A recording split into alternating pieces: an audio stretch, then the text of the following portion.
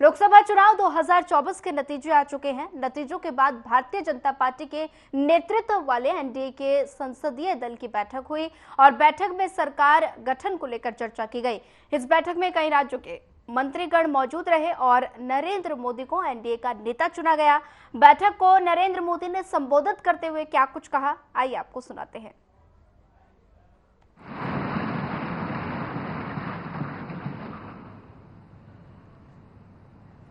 मेरे लिए खुशी की बात है कि इतने बड़े समूह को आज मुझे यहां स्वागत करने का अवसर मिला है।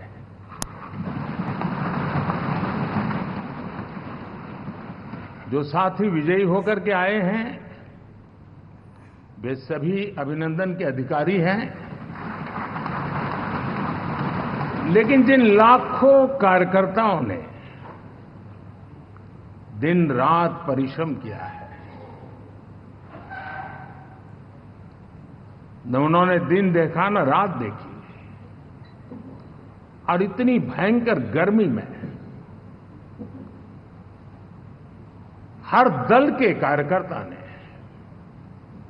जो पुरुषार्थ किया है, परिश्रम किया है, मैं आज संविधान सदन के इस सेंट्रल हॉल से सर झुका करके उनको प्रणाम करता हूं।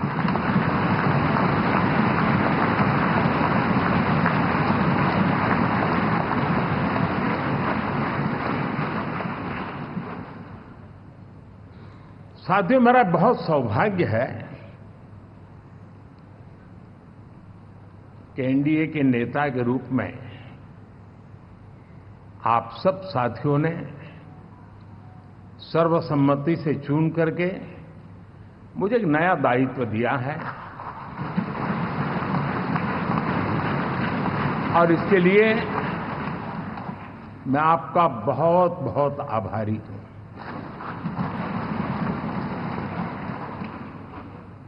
व्यक्तिगत जीवन में एक मैं जवाबदारी का एहसास करता हूं। जब 2019 में इस सदन में मैं बोल रहा था, आप सबने मुझे नेता के रूप में चुना था और तब मैंने एक बात पर बल दिया था, विश्वास। आज जब आप मुझे फिर से एक बार ये दायित्व देते हैं, इसका मतलब है कि हम दोनों के बीच, हम आपस में विश्वास का सेतु इतना मजबूत है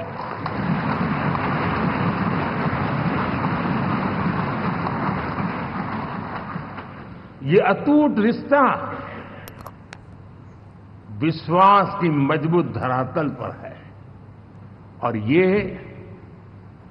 सबसे बड़ी पूंजी होता है। और इसलिए ये पल मेरे लिए भावुक करने वाले भी है और आप सबके प्रति जितना धन्यवाद करूं उतना कम है।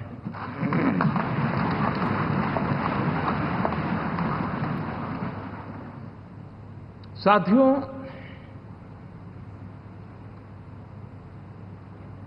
बहुत कम लोग इन बातों की चर्चा करते हैं, शायद उनको सूट नहीं करता होगा, लेकिन हिंदुस्तान के इतने महान लोकतंत्र की ताकत देखिए कि एनडीए आज देश में 22 राज्यों में लोगों ने उनको सरकार बना करके सेवा करने का मौका दिया।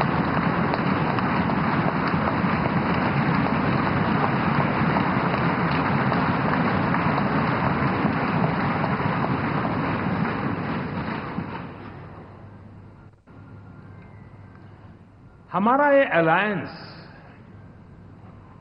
सच्चे अर्थ में भारत की असली जो स्पिरिट है, जो भारत का आत्मा है, भारत की जड़ों में जो रचा बसा है, उसका एक अर्थ में प्रतिबिंब है।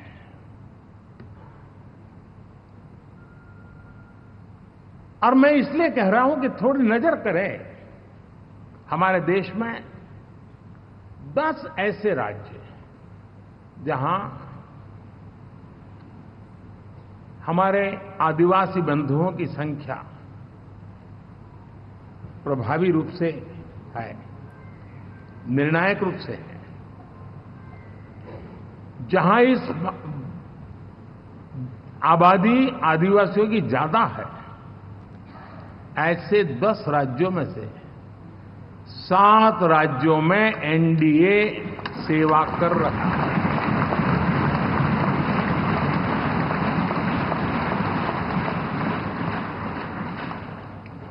साथियों, हम सर्वपंथ संभाव के हमारे संविधान को समर्पित है और देश में चाहे हमारा गोवा हो या हमारा नॉर्थ ईस्ट हो, जहां बहुत बड़ी मात्रा में हमारे ईसाई भाई बहन रहते हैं, आज हम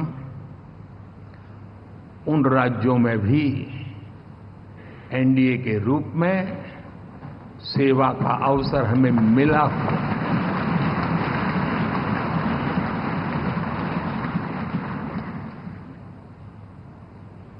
साथियों, प्री पोल अलायंस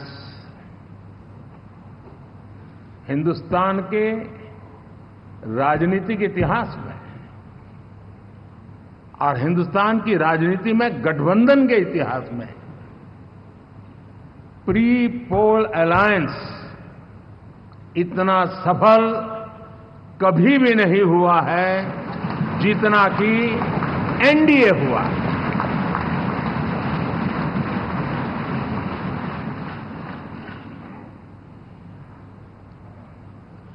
और ये गठबंधन का विजय, हमने बहुमत हासिल किया है और मैं कई बार कह चुका हूं, शब्द अलग होंगे लेकिन मेरे भाव उसमें एक सातत्य है। सरकार चलाने के लिए बहुमत आवश्यक है, लोकतंत्र का वही एक सिद्धांत है, लेकिन देश चलाने के लिए सर्वमत बहुत जरूरी होता है।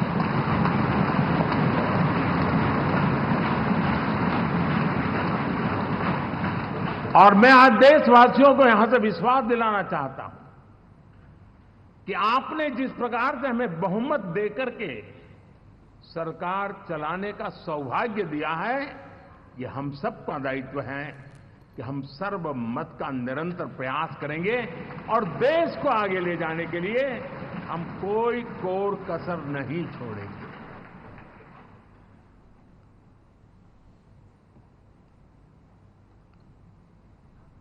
साथियों, एनडीए को करीब करीब 3 दशक हो चुके हैं। यानी आजादी के 75 साल में 3 दशक एनडीए, ये सामान्य घटना नहीं है जी। विविधता से भरे हुए अपनी लोकतांत्रिक और सामाजिक रचना के बीच में ये 3 दशक की यात्रा एक बहुत बड़ी मजबूती का संदेश देती है। और मैं आज बड़े गर्व के साथ कहता हूं कि किसी एक समय वो था कि संगठन के कार्यकर्ता के रूप में इस अलायंस का हिस्सा था, व्यवस्थाओं से जुड़ा रहता था और आज सदन में बैठ करके आपके साथ काम करते करते मेरा भी नाता इससे 30 साल का रहा है और मैं कह सकता हूं, हकीकतों के तथ्यों के आधार पर कह सकता हूं, ये सबसे सफल अलायंस है।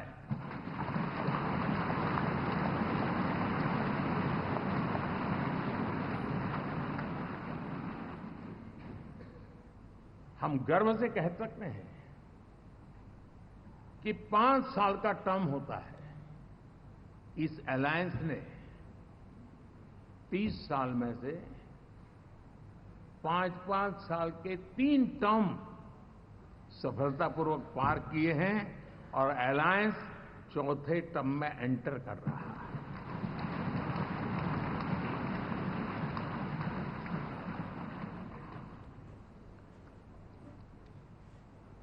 साथियों,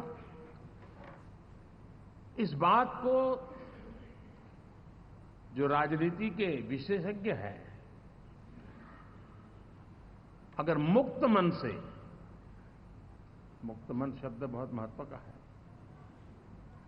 वे सोचेंगे तो पाएंगे कि एनडीए ये सत्ता प्राप्त करने का या सरकार चलाने का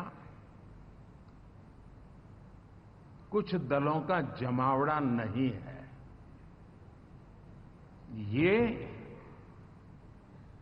राष्ट्र प्रथम की मूल भावना से नेशन फर्स्ट के प्रति कमिटेड वैसा ये समूह है। और 30 साल का लंबा कालखंड शुरू में शायद असेंबल हुआ होगा, लेकिन आज मैं कह सकता हूं कि भारत के राजनीतिक व्यवस्था में एक ऑर्गेनिक अलायंस है।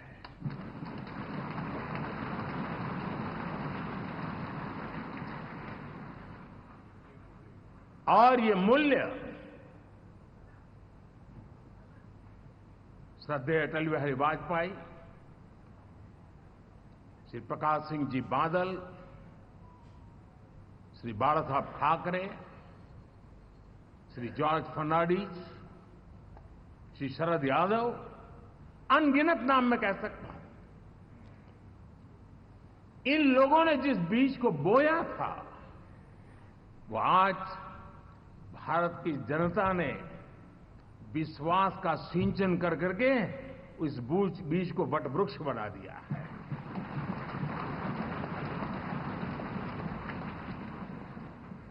और हम सबके पास ऐसे महान नेताओं की विरासत है और हमें इसका गर्व है। बीते 10 वर्षों में हमने एनडीए की उसी विरासत, उसी मूल्यों को लेकर के निरंतर आगे बढ़ने का और देश को आगे बढ़ाने का प्रयास किया है। जैसे मैंने कहा, मुक्त मन से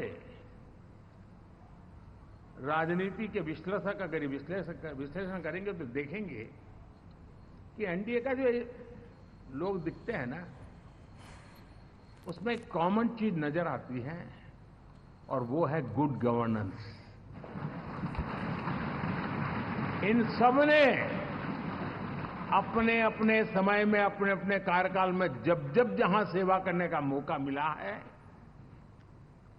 गुड गवर्नेंस इस देश को दिया है। और इस प्रकार से एनडीए एक प्रकार से, एनडीए कहते ही गुड गवर्नेंस ये अपने आप पर्यायवाची बन जाता है। साथियों, हम लोगों के सभी के कार्यकाल में, चाहे मैं गुजरात में रहा हूं या बाबू हमारे आंध्र में रहे हो या नीतीश जी ने बिहार के लिए भरपूर सेवा की हो, हम सबके अंदर केंद्र बिंदु में गरीब का कल्याण केंद्रस्थ रहा है।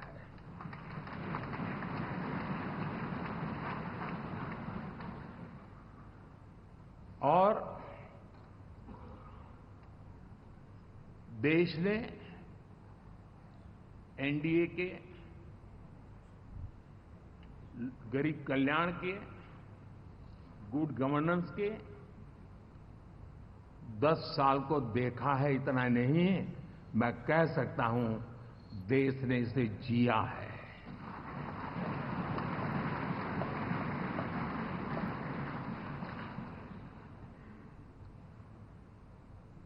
जनता जनार्दन ने सरकार क्या होती है, सरकार क्यों होती है, सरकार किसके लिए होती है, सरकार कैसे काम करती है, इसको पहली बार अनुभव किया है। वरना जनता और सरकारों के बीच में एक खाई की व्यवस्था ही बनी हुई थी। हमने उसको पाठ दिया है। हमने सबका प्रयास का मंत्र देश को नई ऊंचाई पर ले जाने के लिए चरितार्थ करके देखा है। साथियों, एनडीए सरकार में हम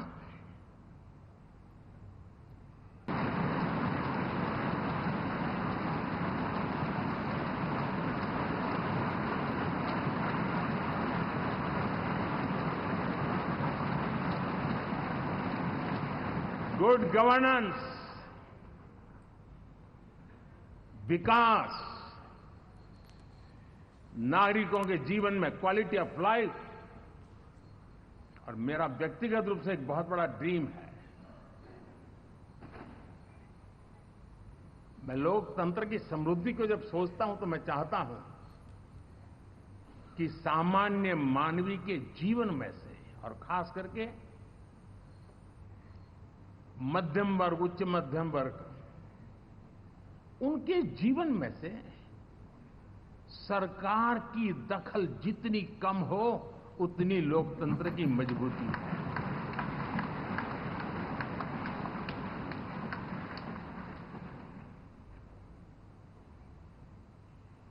और आज के टेक्नोलॉजी के युग में बहुत आसानी से हम, वरना एक दिन में 10 काम हो तो 10 अलग अलग वो सारी चीजें मांगेंगे।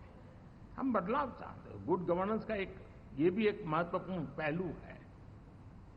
लेकिन हम विकास का नया अध्याय लिखेंगे, गुड गवर्नेंस का नया अध्याय लिखेंगे, जनता जनार्दन की भागीदारी का नया अध्याय लिखेंगे, और सब मिलकर के विकसित भारत के सपने को साकार करके रहेंगे।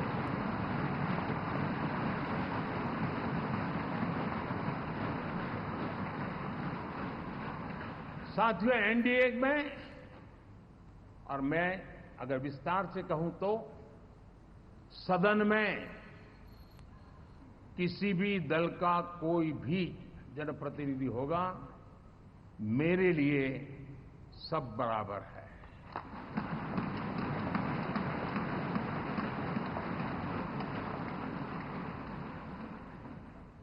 जब मैं सबका प्रयास की बात करता हूं तो मैं सदन में भी, चाहे वो लोकसभा हो या राज्यसभा हो, हमारे लिए सब बराबर है। और यही एक भाव है जिसके कारण 30 साल से एनडीए अलायंस मजबूती के साथ आगे बढ़ा है। अपना पराया कुछ नहीं है। सबको गले लगाने में हमें कभी कोई कमी नहीं रखी है। उसी का परिणाम है कि जनता का विश्वास भी जीत पाते हैं। साथियों, हमने 2024 में जिस टीम भावना से काम किया है और ग्रासरूट लेवल पे किया है, सिर्फ फोटो ऑप करना, नेता मिलकर के हाथ हिलाएं और फिर तुम्हारे रास्ते में मेरे रास्ते, ऐसा नहीं। ग्रासरूट लेवल तक सबने मिल करके ये जो काम किया है, और उसी ने हमें ऑर्गेनिक अलायंस का सामर्थ्य दिया है।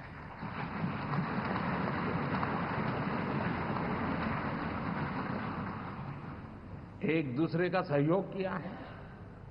हर किसी ने यही सोचा, जहां कम वहां हम। अगर कोई कमी है तो मैं आऊंगा, मैं मेहनत करूंगा, लेकिन तुम्हें कमी नहीं रहने दूंगा। जहां कम वहां हम, ये हर कार्यकर्ता ने जी करके दिखाया है, और तभी तो जीत आती है। साथियों,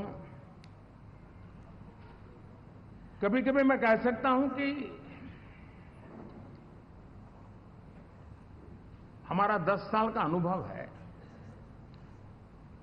भारत के हर क्षेत्र का और भारत के हर नागरिक का जो एस्पिरेशंस हैं, रीजनल एस्पिरेशंस हैं, वे और नेशनल एस्पिरेशंस, इसका एक अटूट नाता होना चाहिए। इसके बीच में हवा तक गुजर न सके, इतना जुड़ाव होना चाहिए, तब देश आगे बढ़ता है।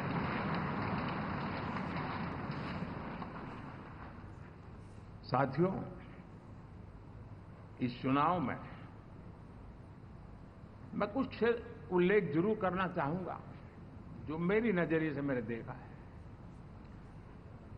दक्षिण भारत में एनडीए ने एक नई राजनीति की नींव मजबूत की है।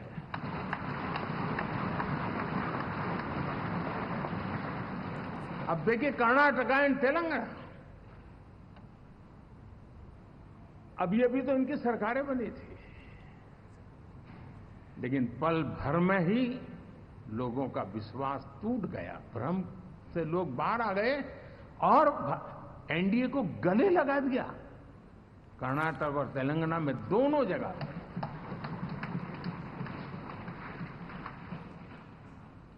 साथियों, तमिलनाडु, मैं तमिलनाडु की टीम को भी बधाई देना चाहूंगा, और वहां हमारा एनडीए समूह बहुत बड़ा भी है, और कईयों को पता था कि हम एक साथ एक सीट नहीं लड़ा पाएंगे, लेकिन इस लड़ाई में हम साथ रहेंगे। और मैंने बहुत से एनडीए के साथी तमिलनाडु में ऐसे हैं कि जिनका कोई उम्मीदवार नहीं था, लेकिन इस झंडे को ऊंचा रखने के लिए वो जी जान से जुटे थे। और इसलिए आज तमिलनाडु में भले हम सीट नहीं जीत पाए, लेकिन जिस तेजी से एनडीए का वोट शेयर बढ़ा है, वो साफ साफ संदेश दे रहा है कल में क्या लिखा हुआ है।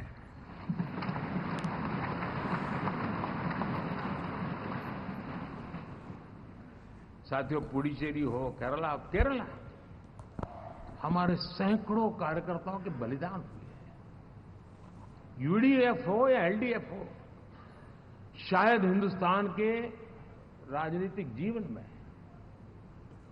इतना जुल्म एक विचारधारा को लेकर के जीने वाले लोगों पर हुआ होगा तो सिर्फ मैं कह सकता हूं केरल में हुआ है। जम्मू कश्मीर से भी ज्यादा हुआ है। उसके बावजूद भी सामने कहीं विजय नजर नहीं आता था। उन्होंने परिश्रम की पराकाष्ठा में कभी पीछे नहीं रहे, पीढ़ियां खपा दी, और आज पहली